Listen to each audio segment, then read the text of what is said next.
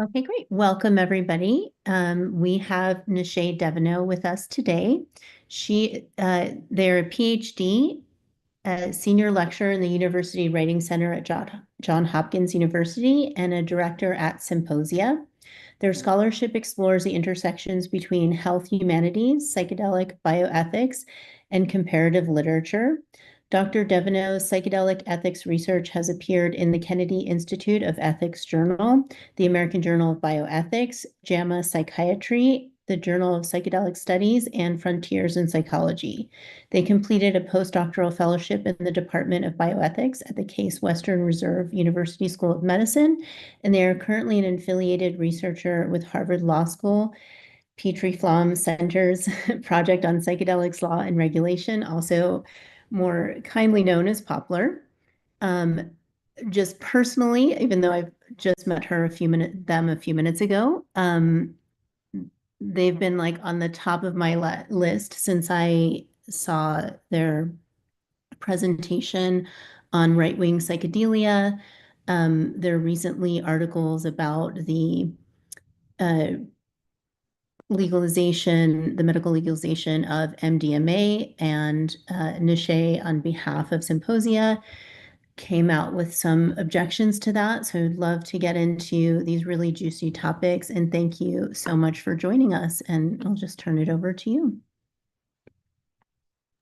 Yeah, thank you so much for the introduction and also for having me. You can also hear me okay. So, okay. So yeah, I was thinking of like maybe share some slides. Is that okay to kind of go over some ideas? I would prefer, I think, if it's possible, to like have you just interrupt me at any point and just have conversations and kind of not stick to like rigidly to the lecture aspect of it. But I thought it could kind of be helpful to have some shared context and vocabulary for starters. So let me see if I can get this going now. So sharing and slides, slideshow, current slide. Oh, that's a bit in. I should have done from the start. 1 second. Slideshow from the start. Here we go. Okay, so yeah, just as some context for me, my background, I was one of the, I would say, founders of psychedelic humanities and psychedelic studies as an interdisciplinary field. I started working in the field in 2010 publicly, although my psychedelic interest preceded that. And I just felt that I needed to be a little bit more covert in describing my interests. I applied to graduate school comparative literature program with a writing sample on fractals and philosophy. So it was a bit, not identified as psychedelic interest, but I was pretty clear the kinds of ideas I was interested in from the start.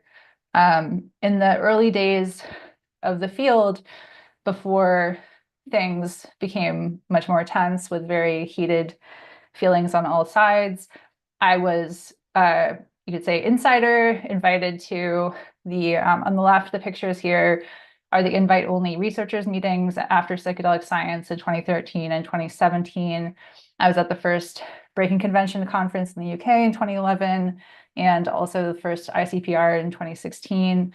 I organized the first university-sponsored US conference on psychedelics in 2012, the Psychedemia Conference, which was really emphasizing the importance of all the disciplines when it comes to this area of study. So the slides that I have here to kind of go over are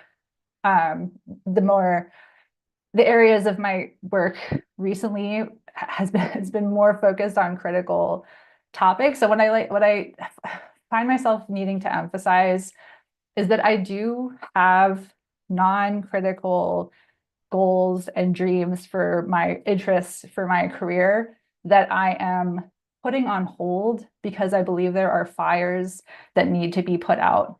There are problems that need to be addressed so that I can finally get to the work that I really want to do and would prefer, in all honesty, to be doing. A lot of people describe me uncharitably as someone who can't build and so needs to tear down what others have made. And that's preposterous to even suggest that there are people that they just can't, they just want to ruin things for other people. I think that's a very immature way of looking at the broad range of work that I've contributed to this field.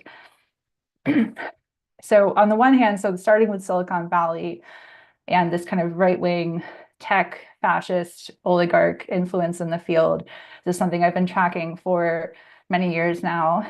I noticed that there was a lot of discourse about the fact that we can't have conversations about safety or ethics because it's going to slow down this necessary acceleration of access to psychedelics with this, dose the water 2.0 kind of approach to we just need to get psychedelics out to as many people as quickly as possible, and that's just going to solve all of our social environmental problems.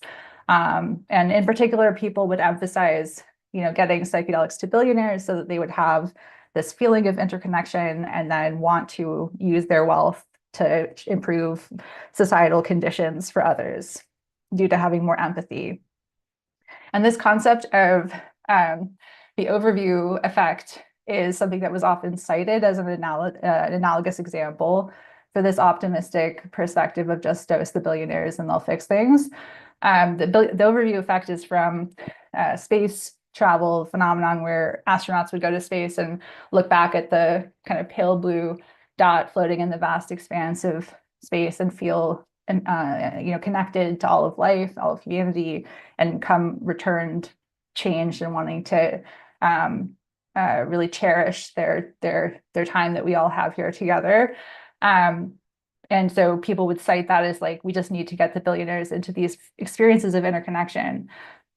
However, in my research, looking at psychedelics across cultures and also historical examples, it was very clear to me that experiences of interconnection are not all interpreted the same, and that authoritarian beliefs can prime people to interpret their psychedelic experiences of interconnection as confirmations of natural status hierarchies. So we're all connected as one Aryan race, for example, within which this race needs to be taking control and that race needs to be seen as a cancer and expelled and destroyed. Like that kind of organicism has a strong history in the history of right-wing and authoritarian thought. And it was very clear to me that psychedelics by themselves, if they're thrown into the mix of fascist authoritarian ideas, could be an accelerant for those ideologies and not necessarily a cure. And certainly in the absence of ameliorating, addressing the social tensions that drive the appeal of fascism, we can't expect psychedelics to just solve those underlying social issues on their own. And this is this insight, because I've been trying since the early days of working in the field to emphasize the value of the humanities in particular for this field and for these conversations. That insight that I described in Right-Wing Psychedelia about how interconnection can be interpreted in authoritarian ways has long histories in the long examples in the history of literature. So this is a poem that I used to teach Alexander Pope's An Essay on Man from 1733, where he's essentially describing this cosmic all is one kind of worldview, but the implication is whatever is in this natural order is right. And for a slave to dare rebel against their chains is to try to destroy the entire fabric of reality. And how dare you even try to disrupt the whole that contains the all, that sort of perspective. So for a long time, my colleague Brian Pace, who wrote Right-Wing Psychedelia with me, and my other symposia colleagues had been trying to call attention to the ways that psychedelics can fuel antisocial ideologies and power dynamics. And this kind of came to a head or became more obvious first with this 2023 Wall Street Journal cover article, but then even more so into the rise of Elon Musk with the Trump administration and Doge and all of this stuff that's happening currently. So in this article, it talked about how, again, front page article, how people like Elon Musk and Sergey Brin are part of a drug movement that's embracing psychedelics as gateways to business breakthroughs. And the authors of the article talked about how among Silicon Valley's tech elite, taking psychedelics is now a essentially routine part of doing business. And I would argue it is not contributing to a better world for the average person. This connects to themes that Doug Rushkoff has long been trying to call attention to. So he wrote this book called Survival of the Fittest, where he was noticing that all of these tech entrepreneur types were going to Burning Man, they were going down to the Amazon, they were taking, having ayahuasca, other psychedelics, and then returning with the same extractive mentality as before, but now fueled with cosmic justifications. Like ayahuasca told me that I'm the one to do this sort of thing, and take all of the world's resources so we can get to Mars. Like those kinds of views can be have greater conviction when you're combining psychedelic experiences and grandiosity in a context of like unchecked and accelerating inequality of power. And so just a few more comments about Musk. He has a lot of people around him. This is a follow-up article from the one I just showed on the cover.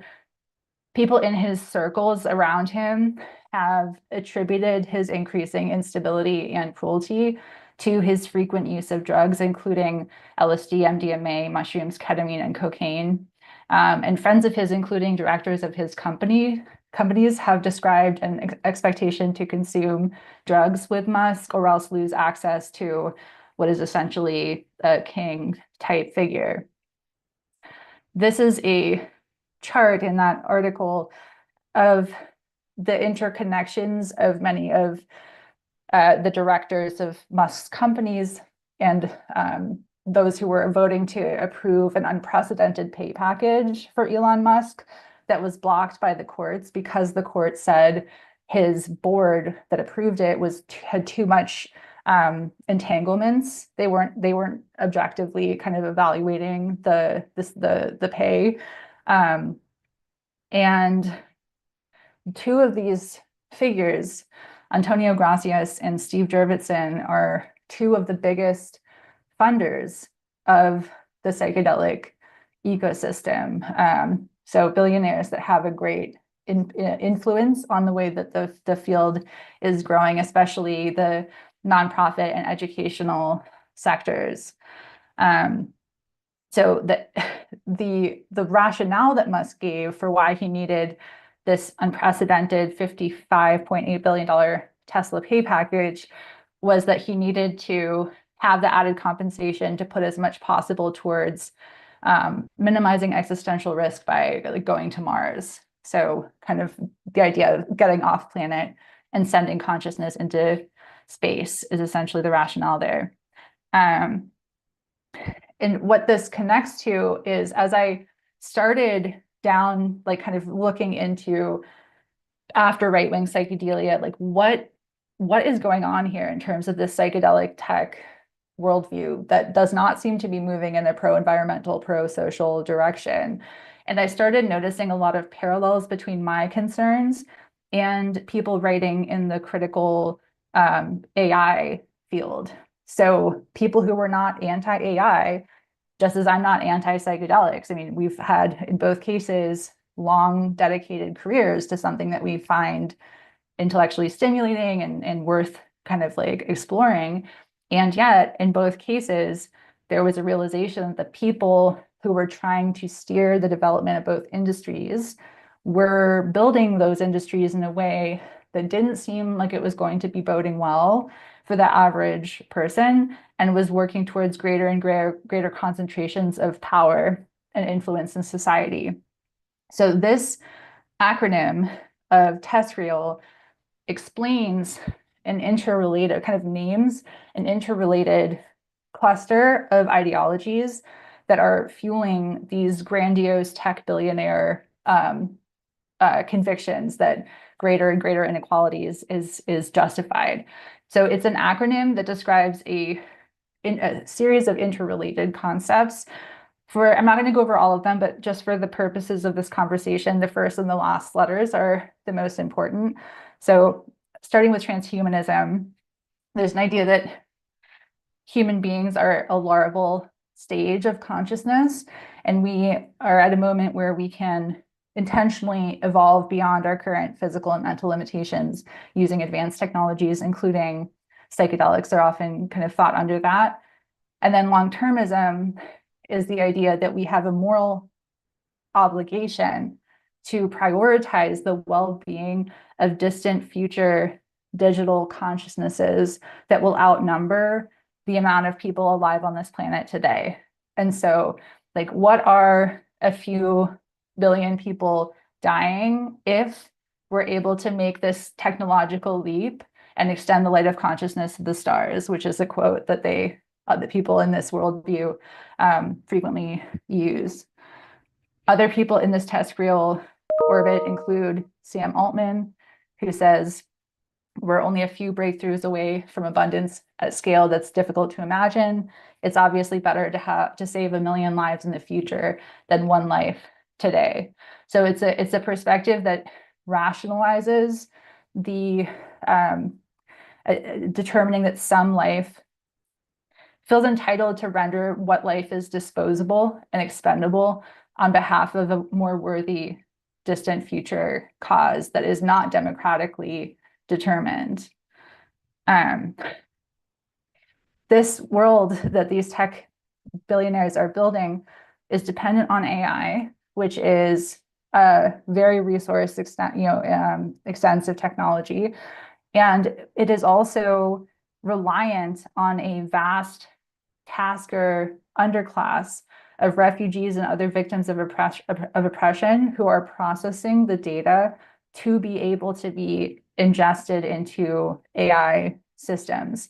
So one clear example of this is the way that computers need the video for self-driving cars or self-driving drones or bombs to be labeled so that they can recognize that's a truck, that's a car, that's a bicycle. We need people to kind of code and annotate the data to be able to be processed. And this example shows beyond the shiny veneer of the ChatGPT kind of like, computer. Yes, here's all these answers. There's a lot of suffering and immiseration that's enabling this technology. So this quote talks about how kind of an example of what is going on behind the scenes. So it talks about in a Syrian refugee village, there are people whose nights are spent labeling footage of urban areas like house, shop, car, labels that in a grim twist of fate map the streets where the labelers once lived, perhaps for automated drone systems that will later drop their payloads on those very same streets. So people are essentially conscripted to teach the machines how to destroy their communities. I mean, this is like kind of what we're needing to look at here in terms of the impact of these decisions. Another test realist is Christian Angermeyer, who is involved with, behind Anti-Life Sciences, also Compass Pathways, an original funder, investor there.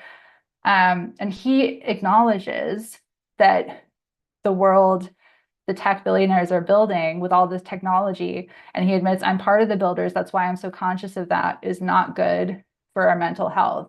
Being in a refugee camp with no other option other than to train AI to better distribute payloads of bombs across the world is not something that's good for mental health.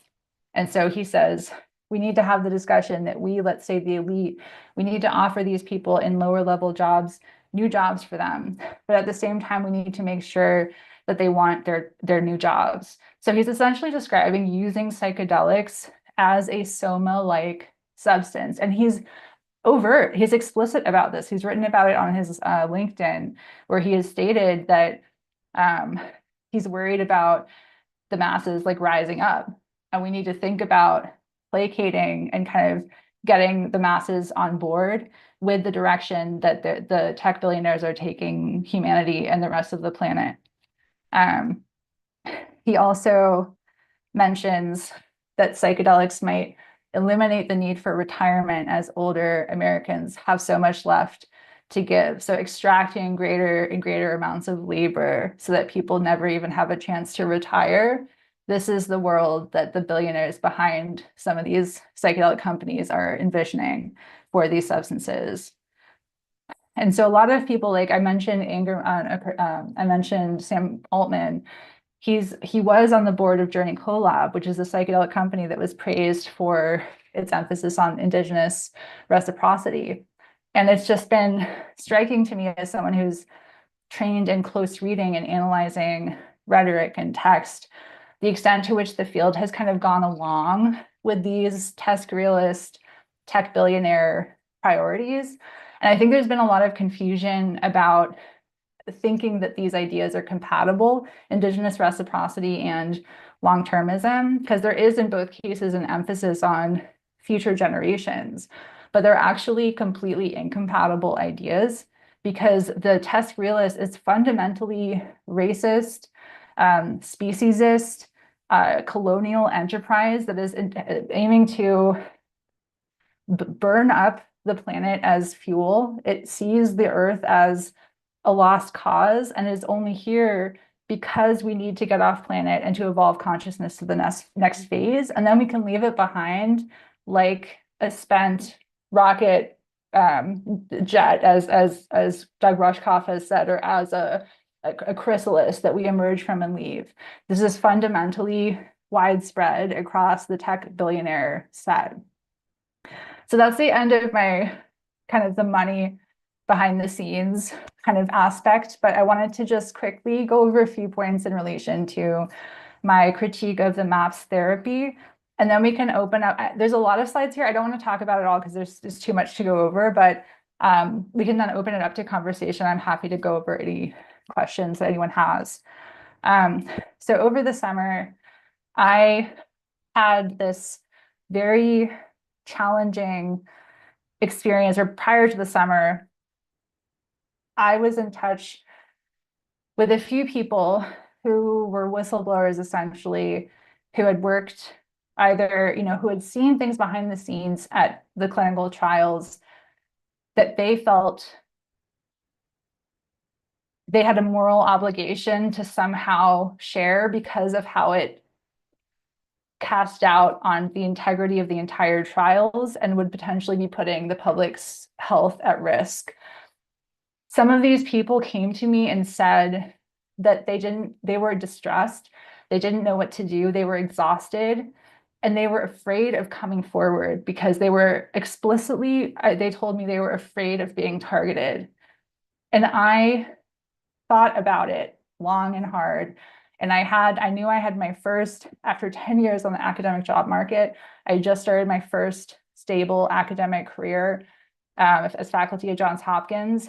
And I was like, what is this stability for, if not to use for good? And I made the conscious decision to come forward on behalf of other people who had seen things and had evidence that is still not available to the public. And I tried to get the FDA's attention and make these connections happen. And so I remembered hearing that there was supposed to be an advisory committee meeting. This was not public yet.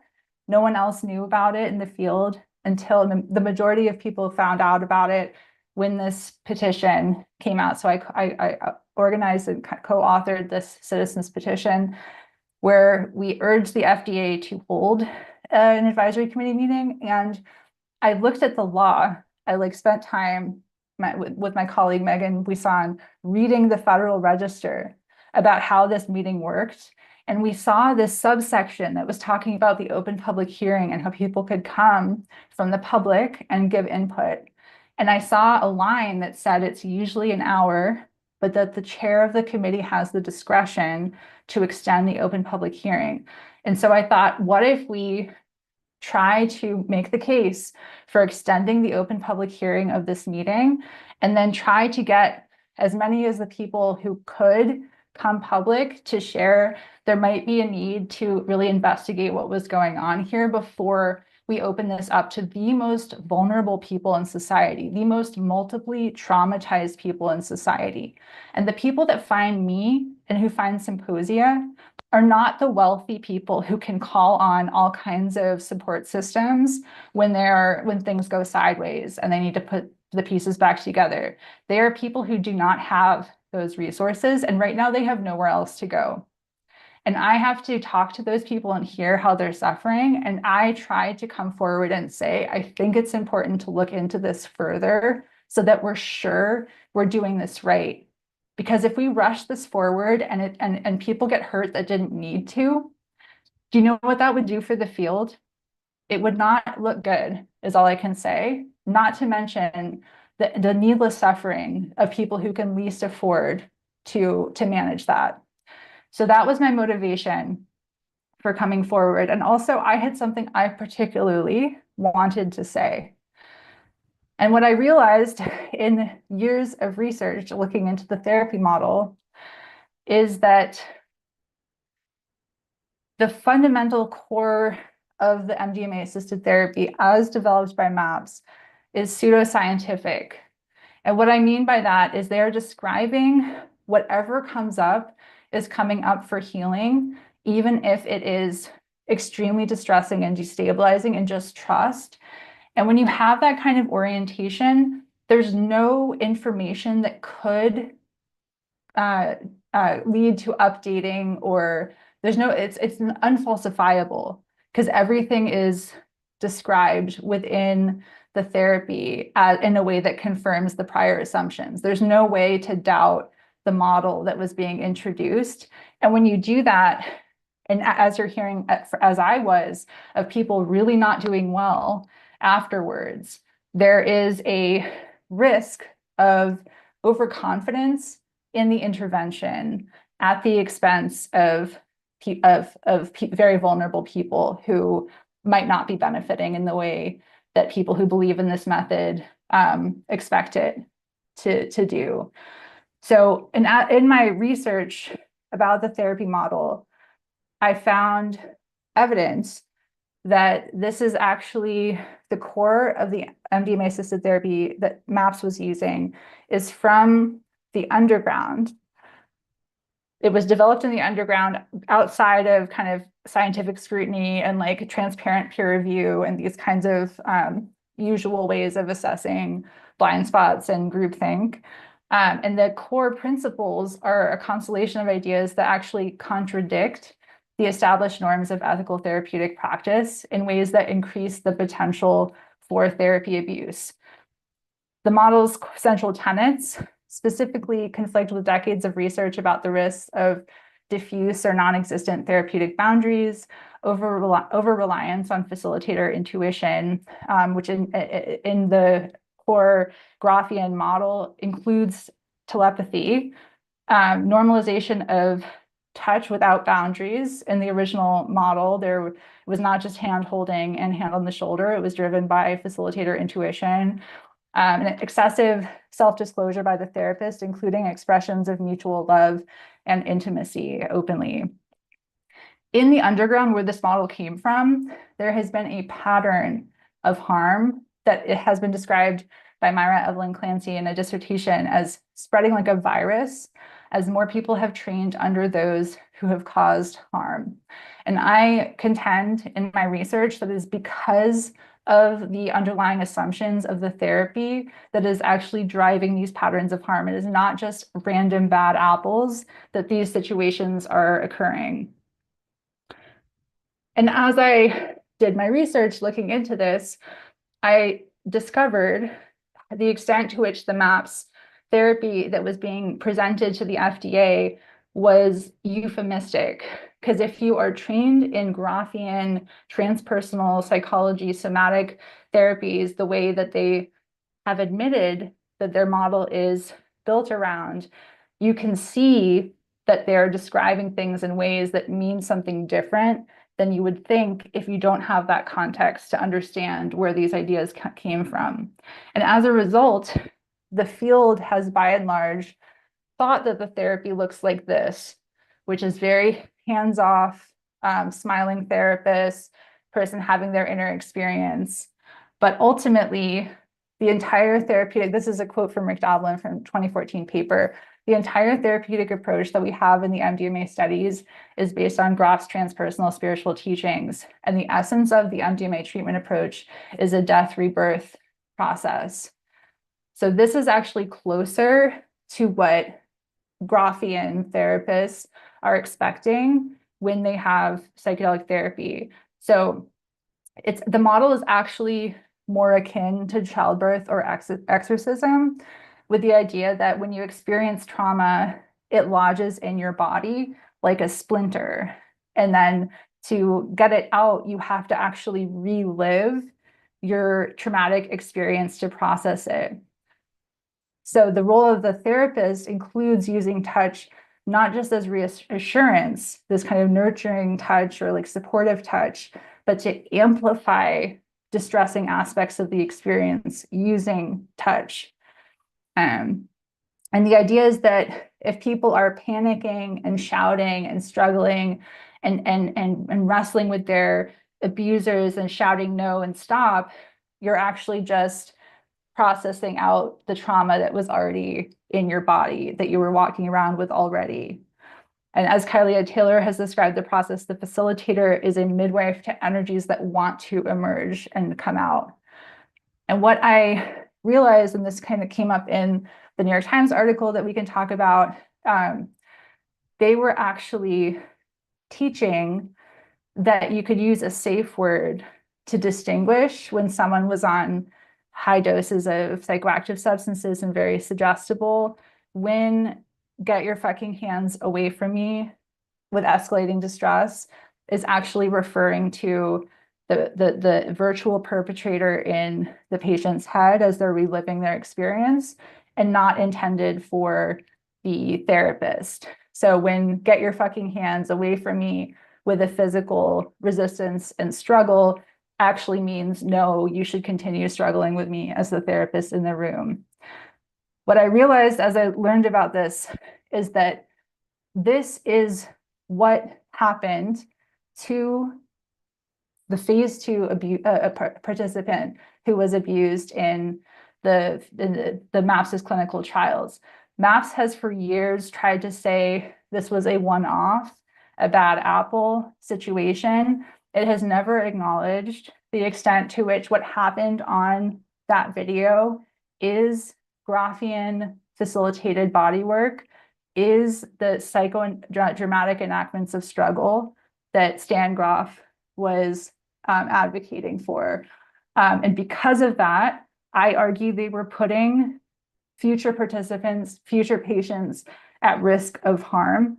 The fact that no one knew that this was going on says a lot on its own, that I figured out that there was this unspoken, undisclosed element of the therapy model that it was so euphemistic that the literature on psychedelic ethics had never even described or discussed the highest risk applications of touch in their therapy model. The fact that that never was discussed proves how important this conversation was, how essential and legitimate it was for me as an independent ethicist to come forward and say, I think we need to have a conversation about whether this is actually safe. And yet the reaction to my raising this concern to the FDA has been to do exactly what my contacts were afraid would happen to them. I took a bullet with this New York Times piece and the rest of the coordinated campaign that you can be sure is connected to those billionaire funders behind Lycos and MAPS. And in the New York Times article, it shows this picture of Veronica Gold reenacting this like very gentle sitting up touch. The problem is she's done extensive podcasts talking about her work, she admits that so ostensibly the example that I just showed about get your fucking hands off me is on a ketamine example from her ketamine assisted psychotherapy practice. But she has acknowledged that she opened that practice to do the MAPS therapy before MDMA approval. She acknowledged that when she uses this practice, that her patients are lying down on a bed and sometimes on extremely high doses of psychoactive substances. And there was another point there that she mentioned. And she also acknowledges that she does the focused body work, psychodramatic enactment of struggle, in the MAPS clinical trials. So all of that is on the record in her words, and yet she went to the New York Times and said this is all that it entails, is just this like pushing and sitting up. So to me, that says a lot.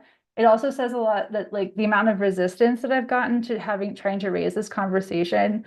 I tried to describe the situation in a very neutral way to ChatGPT, and even ChatGPT was able to identify clear issues to relying on an arbitrary safe word to stop a psychodramatic reenactment of trauma when you are under a power dynamic with a therapist where you've been told that it's not a miracle cure because you have to be brave enough to do the work.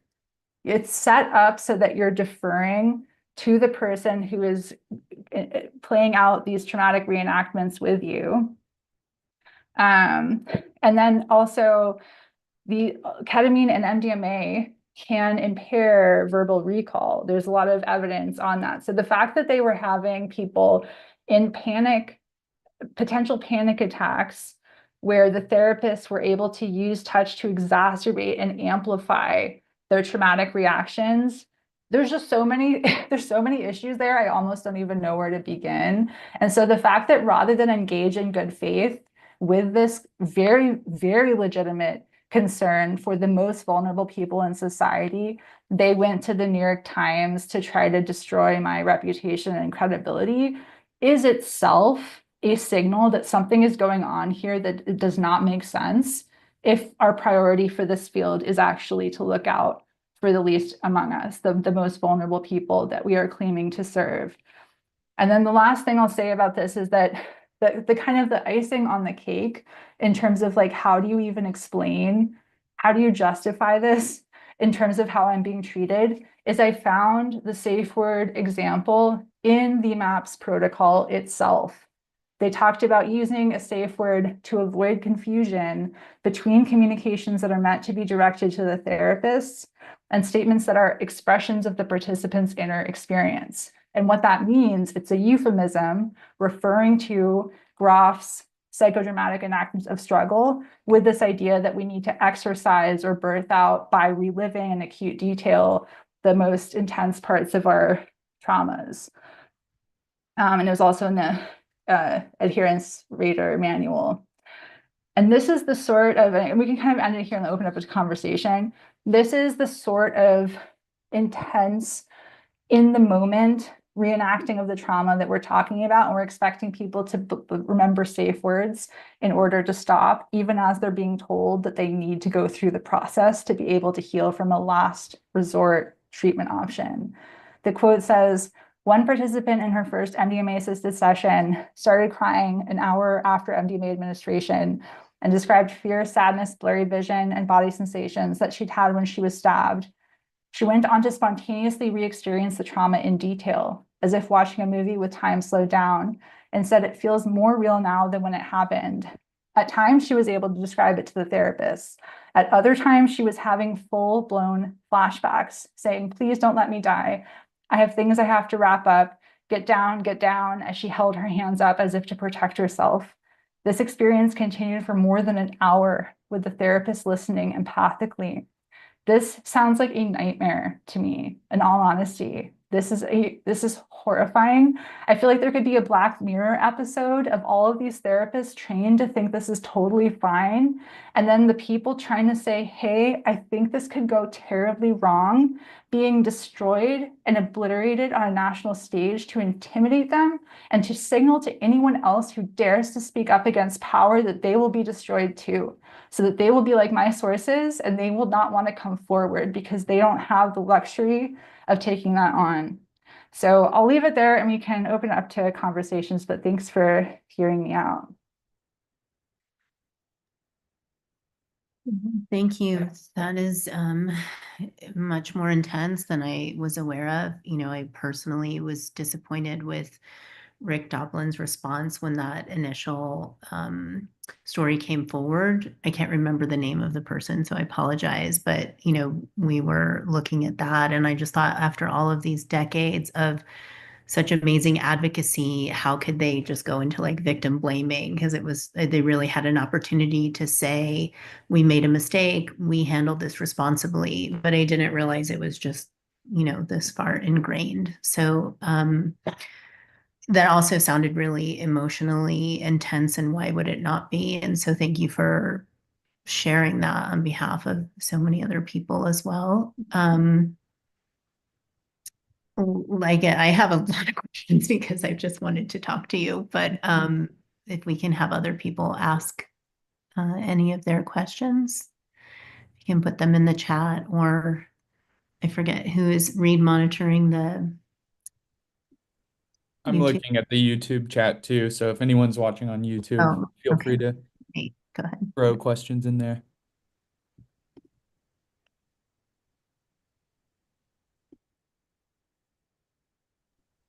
We have Go ahead. Jennifer Porter. Go ahead. You can ask directly if you'd like. Oh, thank you, Dr. Devenot, for speaking here today. And I really appreciate it. And I'm actually extremely fascinated with this. And, you know, as I'm listening to your presentation, like I can feel your energy, and it's the kind of energy and tension that I have experienced myself through trying to, um, like speak out about things that I know are just completely messed up and completely wrong. And you feel like, you know, you're pushing up against this elephant, and you're pushing so hard, and you keep pushing and pushing and nobody's listening. And I completely believe like everything you're saying about like they will stop, like certain people, these people that are like, I guess, want to keep the status quo and keep things their way for whether it's financial reasons or whatever. They will stop at nothing to get their way and to keep things in line, and they have the money and the power and the resources to do that. And unfortunately, it's causing harm to people who don't have the money to speak up and tell their truth, or, you know, like you were talking about. And I just really respect that. Like I know you've probably had times where you felt like people just think I'm completely nuts. Like, you know, like people just think I'm nuts, and you want to just scream like, no, this is not, this is like actually what's happening. And like, why won't people listen to me? And I really commend you for your bravery and doing what you did. You know, you said you finally established your career at Johns Hopkins after 10 years. And then you felt like almost like, who else, if not me, then who else is going to speak out about this? And yeah, and you know, those people at the top, like I've said, they like, it sounds crazy, it sounds completely insane, but they have a game plan, and they will stop at nothing, even if it comes to threatening your family, your career, your reputation, and all this stuff. So again, I really commend you for what you're doing and what you're speaking out against. And yeah, thank you for being here. Yeah, Thank thank you so much for saying all that. I really appreciate it. And there's definitely, I didn't even going into this with my eyes open and like making a conscious decision to do something that I knew would not serve my reputation in any way in this field. Even doing that, I was not prepared for how it has been, like, because this is we're months into a coordinated PR campaign with veterans proxy groups funded by the funders of the clinical trials. Now in the New York Times saying that I'm attacking them. It's so perverse. And like in abuse situations, there's this concept of DARVO, where you like deny, attack, and reverse the victim of offender. And that New York Times article was the most DARVO like article I've ever seen. And just the fact that that could get published in the New York Times, it just shows how much power is mobilizing on the other side to prevent this conversation from happening. And so it's like the way that they're trying to shut down the conversation is proving the necessity of having the conversation in the first place. Thank you. Olga? Thank you, Ashley. Thank you so much, Dr. Devenot. This was wonderful. And what I mean by that is that it actually wasn't that great in that it really rattled a lot of parts of me. And so I'm seeing how, again, we need to, I'm a first year PhD student at U of O. Most of my working life has been in the area of end of life care. And I'm seeing some of the very similar ethical concerns related to medically assistance in dying and psychedelics. It's an interesting kind of a relationship that's bringing up a lot of concern. And so I guess my question might be, what are the possible ways of moving forward? What are the things? Like, do those of us in research need to really make sure that we include and really have a decolonized, systemic, relational worldview when we're gathering information, so we can really highlight a way forward that doesn't kind of tip us into the group speak or into that, open heart and the full-on woo that also requires some deep self-reflection, and not only in person, but more so with others. And I think that that's something that's probably, again, I think in the psychedelic space, because it's so much around, having the opportunity to meet God and have a drink with God, that there is sort of like, well, all the bad stuff, we just, we'll leave it somewhere else. So I'm looking for insight from you, specifically maybe in the ways of which are the lenses that would be really helpful for those of us who are stepping into research, because again, right, I want to be aware of my blind spots. I want to be aware of even the horrible things that are happening, with the hope of trying to kind of rein in some of this momentum. And it's very similar related to medically assistance in dying. Thank you.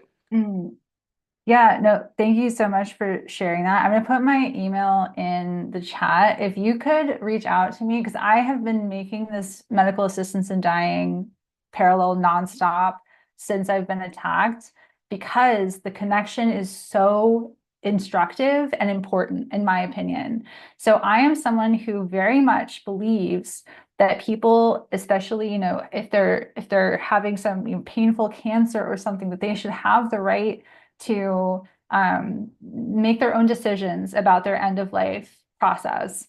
However, I am also an avid follower of decolonial disability rights scholars online, and I saw a debate unfolding about medical assistance in dying that is exactly where I'm coming from with my concerns about the psychedelic therapy, where this is not about anti-end of life choice. This is not about anti-psychedelics, but the way that it is being rolled out is going to systematically come at the expense of the most vulnerable people in society who already do not have the resources to meet their own needs. And so they used examples of like the way that MAID is getting rolled out will lead to and has led to people being coerced to choose death because they don't have the right resources to support a disabled life in the world. And so from my perspective,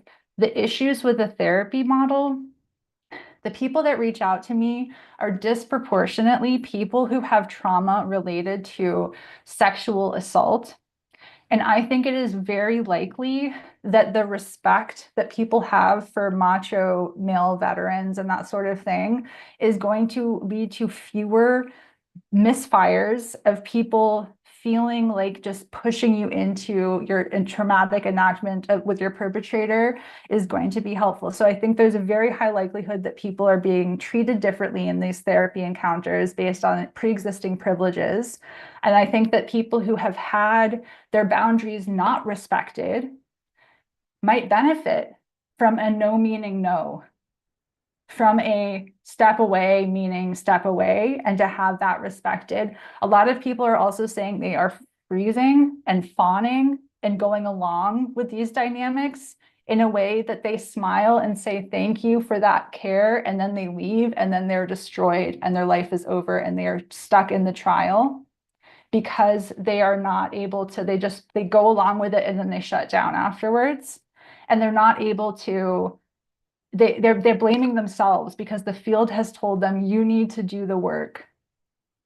You need to do the work. And so these constellation of factors, like I think if we can point to specific reasons why this is disproportionately going to come at the expense of the most vulnerable people, we have a responsibility to say something, because we can roll this out in a way that is respectful for all of us and is not accepting the sacrifice of the most vulnerable people for the benefit of people with more power and privilege. So to say that like we can do this right, we can do this better, we can have a whole like other conversation about that. Maybe we could expand on it, but I think even if this is affecting a small percentage of people in a terrible way, and that we don't need to cause that kind of harm, we should do something differently. That's kind of my position. Thank you. Lewis is next, and then I have an anonymous question to ask. Hey, hello. First of all, thank you for your work. I've been a fan since the early +3 podcasts. I really enjoyed those, and they really influenced my perspective on psychedelic legalization. And I'm curious, considering as a student and entrepreneur and researcher in the field of psychedelics, I'm curious what do you believe are the most ethical and responsible approaches or models for integrating psychedelics and psychedelic practices into Western culture? Mm-hmm. And I'm particularly interested in how we can develop frameworks that balance honoring tradition and accessibility, as well as appropriate safeguards against, over commercialization and exploitation. And following up on that question, since I have a hunch that like community-based psychedelic healing spaces and models are probably best, how do you ensure that these environments are, for genuine healing rather than reinforcing problematic power dynamics? Great question. I feel like each aspect of that could be like a whole hour conversation. So I'll try my Definitely. best. I will Thank say you. I gave a talk at I was on a panel at South by Southwest last year that addresses some of this. So if you want to hear like a longer discussion, you can look that up. It's on YouTube, the audio. I'm very much in favor of a diversity of practices. Like I feel like some of these billionaires who have been funding the psychedelic ecosystem have really have kind of given a really limited vision of what psychedelic therapy is and how it works that is very narrow and is kind of serving certain kinds of interests to present it in that reductive way. And because there's been so many billionaires funding the field, people that had other views that were not in line with what psychedelic therapy is, their careers were sidelined, they were pushed to the side, and then thought leaders who had a willingness to kind of speak to the party line would get amplified and given platforms and that sort of thing. So the field that we exist in today is already it's not democratic. It is certain people have had a disproportionate influence of defining the terms of the conversation. And I feel like a lot of my work is trying to just gesture to the fact that there's so much else that we're not even having a conversation about. And from my perspective as a psychedelic humanist who studies language, it's my perspective that what psychedelics can do is influenced by the language that we use to describe them. Our expectations of the kinds of tools they can be is changed by the frames that we're introducing into the mix. And so what that means is that we should not be arbitrarily committing ourselves to narrow frames. We should be encouraging a diversity of exploration and experiment and transparent, consent-based kinds of dynamics.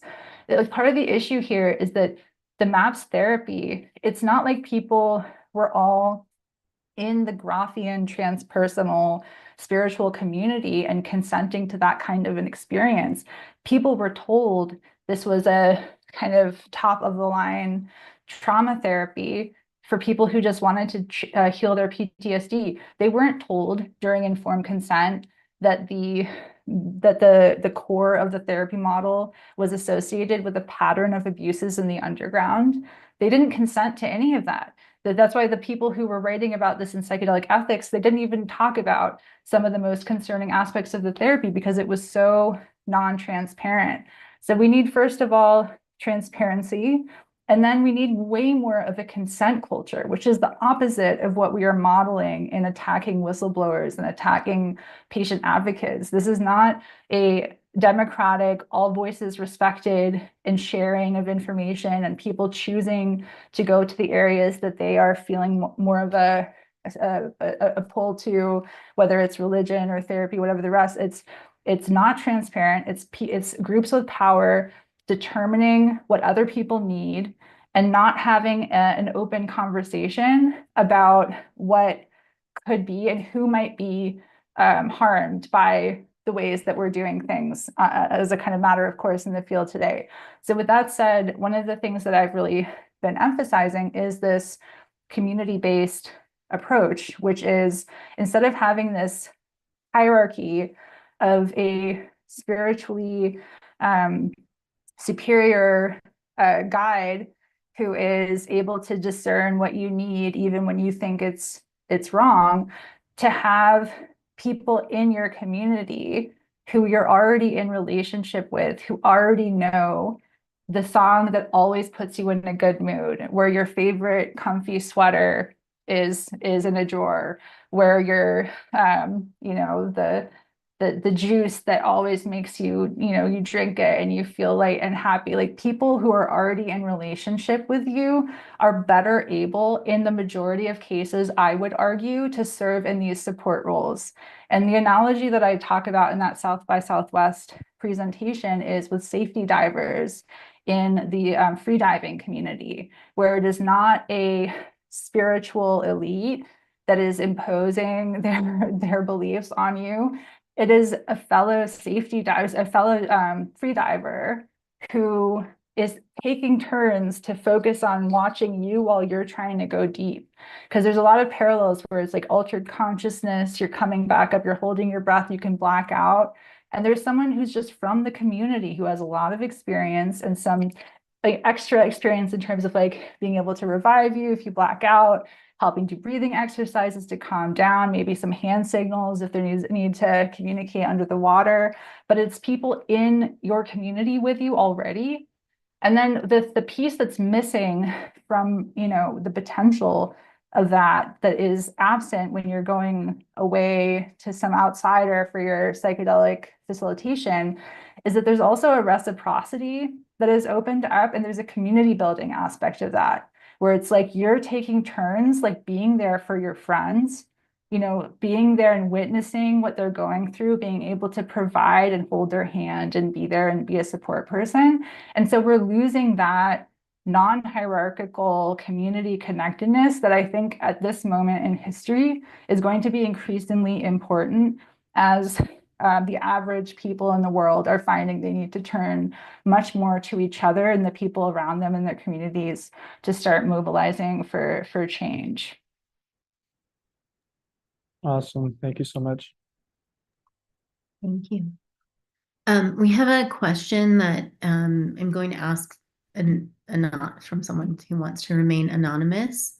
Do you have any advice for someone who works in the industry, has to attend MAPS conferences for work, is a public figure in the online psychedelic subculture, needs to pay the bills, and can't make any public statements regarding my opinions on the MAPS cult without likely getting my entire career nuked from orbit? It's a very uncomfortable situation to be in as both a relatively public figure and a person with a career in the psychedelic research industry. It's a great question. And honestly, it made me think of, so in the New York Times, we were chatting briefly before we started about how it represented me as like a so-called ethics expert and kind of implying that that's a fraudulent, because I was actually offered a job in psychedelic bioethics that I turned down because I was told in part that I needed to bring everyone to the table and I would need to leave my critical work behind. And I realized that some people being at the table is at the expense of other people who I think should be at the table.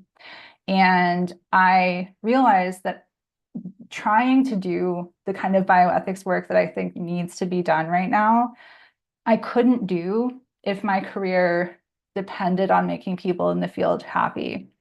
So I turned that job down just on the chance of getting this job to teach writing at Hopkins. I was a finalist, but I thought about it and I was like, I will always wonder if I could have gotten the life that I want. And I took a chance and I got the first faculty job I got, 10 years on the job market. And I realized that I had to be independent to raise these topics of conversation, as you can see, with this New York Times backlash. And so the flip side, the reason I mention that is that the flip side of that is all the people who are in the field who don't have that luxury that I had to speak up and say something in a public way. So I'm very, it's a very real, difficulty of the present moment where there's a lot of people who, like, I have to remind myself of it because sometimes like being attacked so publicly and not having people stand up for me is like hard, but I also am, it helps to remind myself that a lot of people really can't like keep the lights on and stuff and come forward in a public way. So I think just, what I would say is trying to discourage people from dehumanizing people with different perspectives. Because I think if we try to treat people, even people who have different perspectives than us, as like coming from a authentic place and not just automatically labeling them as bad actors and like ostracizing them, I think that like we can slowly start to work towards building a field that is less in-group, out-group, where it's like either you hew to certain party lines or else you're excluded. So what that looks like on a small scale with the people around you of like really speaking up and trying to make space for younger, less powerful people, asking questions, kind of, does that sort of small scale thing I think can gradually build up. But it's hard, it's hard to know exactly what to do, but just whatever you can in your local environment, I think is worth trying if you feel comfortable with it. Thank you. Do you have any questions from YouTube or any other questions? Not right now. Yeah. Okay. I have some questions.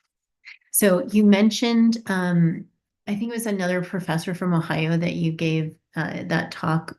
I saw it when I was in the UW program, University of Wisconsin. Brian Pace, the right-wing psychedelia one. Yes, Yeah. And just at the very end, very small nuanced thing, you mentioned that facilitators that come that weren't like in the medical model, I forget the term that you used, have an understanding of or an awareness of people with dark triad characteristics. And I just wanted to talk to you about that. You know, kind of how they include, exclude, how they determine if they feel like there is community healing possible, if they go, no, this wouldn't be safe to participate. Yeah, you just mentioned it in passing, but it's kind of it's a big thing in the arc of my experience going from the like, we can all get together and the planet to go like, oh no, really medicine doesn't have a morality. In the hands of whomever is holding it, it can be used for coercion and control or healing and connection, right? So, yeah, can you just say more about that? Yeah. Yeah. Well, I'm happy to kind of discuss if there's more specifics that you want to add or any thoughts you have about where I go with the response. But basically, the Darvo thing I mentioned, this deny, attack, reverse victim, and offender, is like a very classic tool used by people with kind of dark triad-y types of personality issues. And part of the struggle here is that, like, from a distance, it's hard to distinguish between who is the attacker and who is the victim. And so that can lead to people siding with the more convenient person to side with for power and proximity and comfort and all these things. And so that is how people, I would argue, like Bia Labate, have gone as far as they have in this field. So Bia I have emails from her. She was in that New York Times article. She has admitted in text to acting to limit my professional opportunities at a time when I was very precarious, had a child that I was raising, single mom, like, you know, I was like really in it with like, and when this was happening. And then in the New York Times, she says that I've limited her professional opportunities. And the reason I mentioned Bia is because this isn't just a me thing. There are so many people in this field who I speak to who have their own whole Bia story of like just being tyrannized and having people who have left the field because of her completely. And so the fact that someone who has a Rolodex of casualties has gone this long and is lifted up as a beacon of social justice and equity in the field shows how deep the problem goes in this field. This field lifts up historically predators and abusers at the expense of people who have been harmed over and over and over again. The people that were chosen to be in the phase 2 abuse clinical trials had red flags. Rick was warned not to choose this couple. They were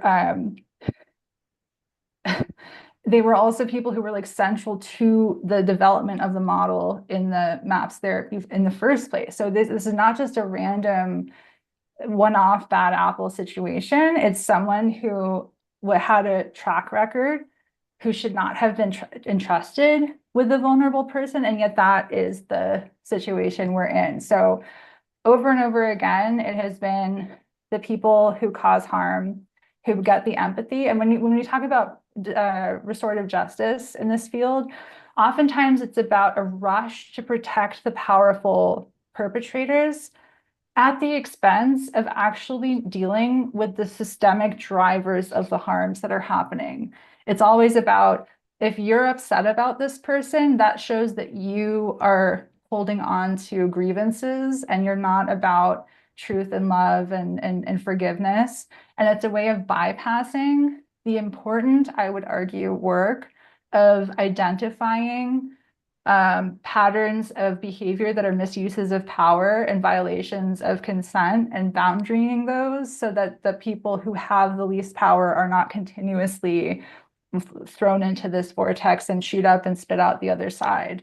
So I've had lots of people reach out to me who have said, I'm so sorry that this is happening to you. I've seen it going on. I left the field because of these dynamics.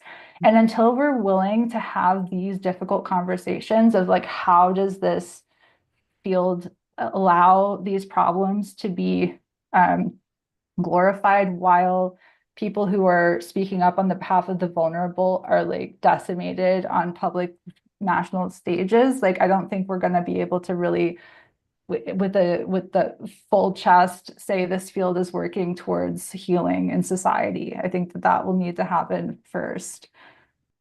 It's, yeah, I just want to talk to you personally. So,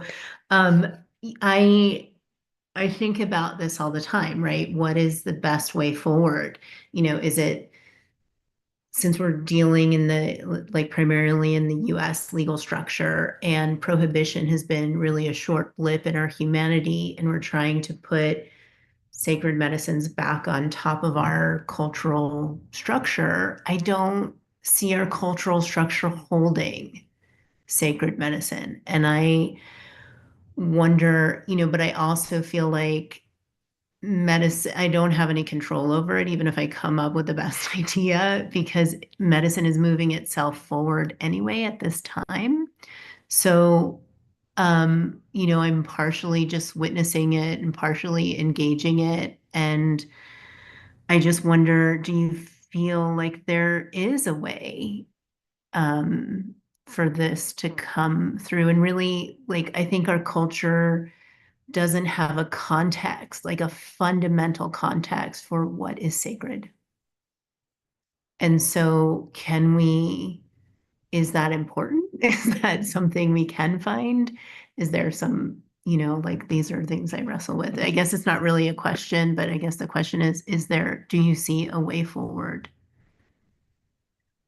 Yeah, well, I mean, my sense of the sacred is very much about speaking truth to power and speaking up when the less powerful are being harmed. So that is what drives me, and that is why I accept how I've been treated, because ultimately I would rather be in integrity with those values and be hated for it than to be quiet when I could speak up and have to accept that. So I would say that orientation, if we would kind of have more respect for not dehumanizing people who are trying to like look out for each other, but actually like take that seriously, I think that will go a long way. I mean, it used to be the fact that trying to talk about harms, people were overtly like, you are destroying the movement by even having this conversation. So I am heartened that we have gotten past that point, in part because, when I co-authored with two others, including Megan Buisson, article in JAMA Psychiatry about the need to study harms. That article has been already cited 100 times plus. And it really, like, people were not really talking about that. And now it's an entire subfield of like people recognizing psychedelics can be powerful medicines, and we need to look at and try to work to prevent harms at the same time. So I do see progress there. But ultimately, like, I think the people who are so tightly convinced that they're right, to the extent that anyone who challenges their narratives, they're willing to destroy. I have not, I'm kind of past the point of trying to convince those people. I'm putting up like a little flag over here and saying like, we don't have to have that be the psychedelic field as a whole. We can create other norms and other spaces that are more receptive to nuance and respectful conversations, and trying to act from that more local space. And even to show upcoming students that like you don't have to bend the knee to maps and to these powerful people to work in this field. And it's hard right now, but I think the more that that's modeled as an option, the more accessible it will be. And I just wanted to mention, since I had mentioned the situation with Bia in the article, point out that it says Symposia accused Dr. Labate of giving a platform to an abuser, in quotes. Labate said, no mention of the fact that that was Daniel Pinchbeck, who had personally sexually assaulted me and has admitted to, in a repeated way, using psychedelics in a predatory way with people. So the fact that that's omitted from that article and it's portrayed as like, we're just making these allegations, like it just shows how deep the problems go, right? Because it's like, this is such an anti-survivor narrative, this whole article. It is extremely hostile to people like trying to talk about these dynamics whatsoever. But because it's so overt, I'm also hoping that like people can start to notice that and maybe ask questions about how a story like that got into the New York Times, the paper of record. Gaslighting. I have more questions, but other people want to talk too, so I will read those to you. I have a question. You mentioned, well, I also don't want to step over. I mean, I kind of would like to just have a separate conversation with you about some of these things, and perhaps we can work that out. So thank you for sharing this very tender, vulnerable, personal experience and doing so on behalf of so many others. So I don't want to step over that. And while we have your time and we're all here, I do have a question from Sheldamar asking, you mentioned that there is work that you'd prefer to do if you weren't doing this crucial and critical work at the moment. What does that include? Yeah, thanks. Well, so I have a book project that I have like had to put to the side to kind of like do what felt really important about this kind of advocacy work over the summer. But ultimately, my book project is called Chemical Poetics, The Literary History of Psychedelic Science. And I'm really interested in the history of writers using literature to not just talk abstractly about psychedelic experience, but to actually use poetry and non-ordinary uses of language to communicate and convey the feeling of psychedelic experience using literary techniques and non-ordinary language, like I was saying. So I have written a lot on this, and it is when I get to talk about it and like actually go over, it's like my joy. Like it's like something that is just so interesting and I think important for understanding how language shapes perceptions of reality and how language structures and like literary devices actually structure trip experiences themselves and like kind of talking about those dynamics. So that's what I'd rather be doing. If there weren't so many rapists and bullies and people causing people that I want to be in this field to feel unwelcome, that's what I would be doing with my time.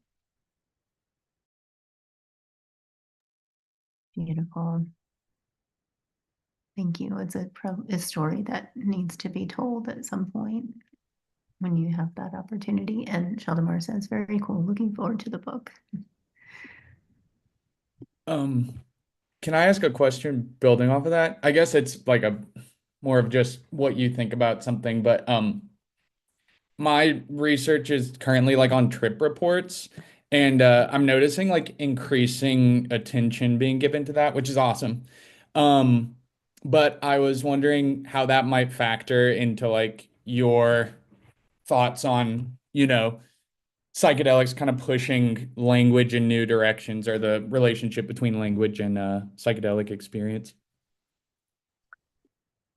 Yeah, well, so I mean, so I don't know if you've heard of my paper, Psychedelic Identity Shift. Have you heard of that one?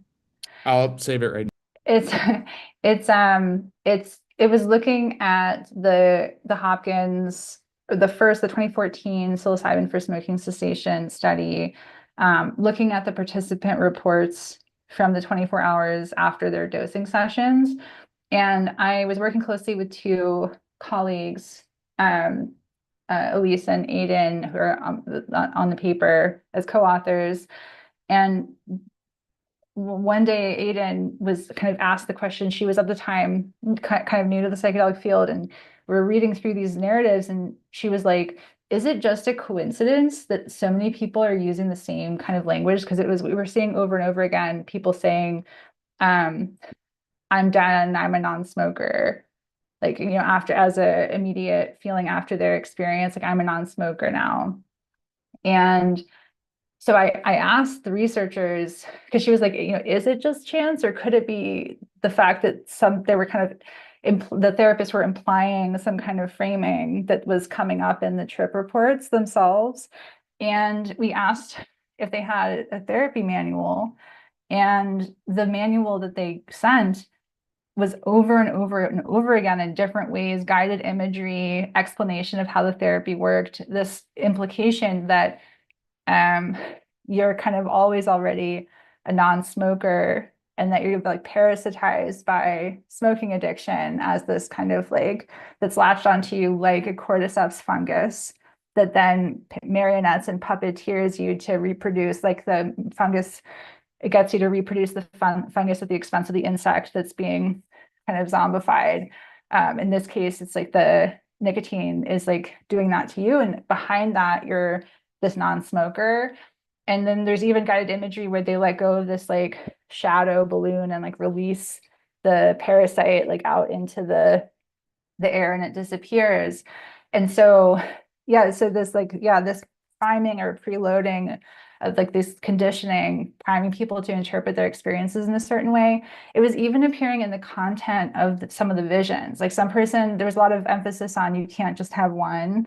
Like you can't just have an occasional cigarette. And so one of the participants, like in their vision on the trip, took a drag of a cigarette, and then the cigarette fractaled out into like 1,000 cigarettes. So it was kind of like a visual representation of this message of you can't just have one cigarette. And so to me, that the reason I mentioned that is that's kind of like what I think our narrow vision of psychedelic therapy is doing. I think we're influencing a narrow interpretation of experience that is not the open creative potentials that could be possible with psychedelics. And so part of my interest in kind of empowering people to pay more attention to the relationships between language and perception and the influence of suggestion and priming, and like to have kind of more creative play and possibility and connection than just this like neoliberal, your brain is damaged, reset the neurotransmitters and get back to work. Yeah, absolutely. Yeah.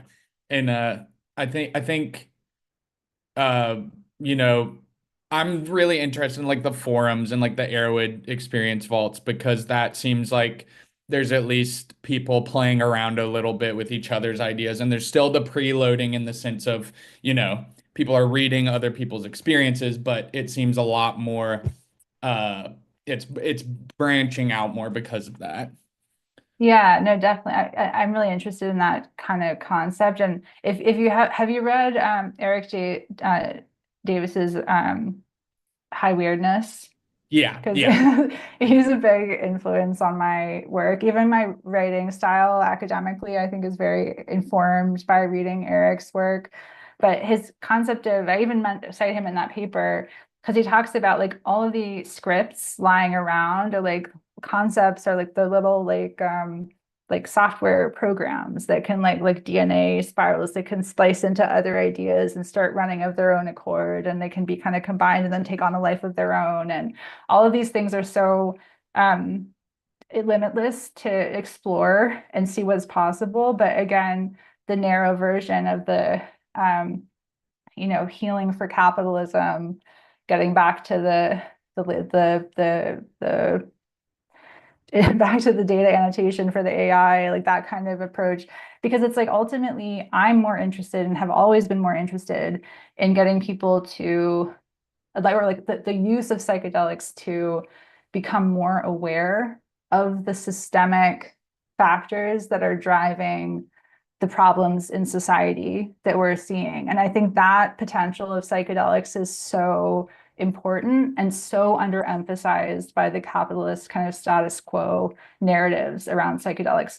My test-real hallucinations paper scratched the surface of the parallels between AI and psychedelics, because it's like if you have like a really limited data set of what acceptable discourse is like allowed in an AI kind of large language model context, you can kind of steer and influence perception in a way that's like serving the interests of the billionaires and not necessarily what's like best for the average person. And so if the billionaires are controlling the terms and the discourse around psychedelic therapy, and then using AI therapists as the way that Jurvetson and others are envisioning, that are just like, this powerful technology for influence is being amplified at the expense of using psychedelics as a tool for liberation, which is what I'm much more interested in. Yeah, thank you. That's terrifying, but also really true. And yeah, thank you.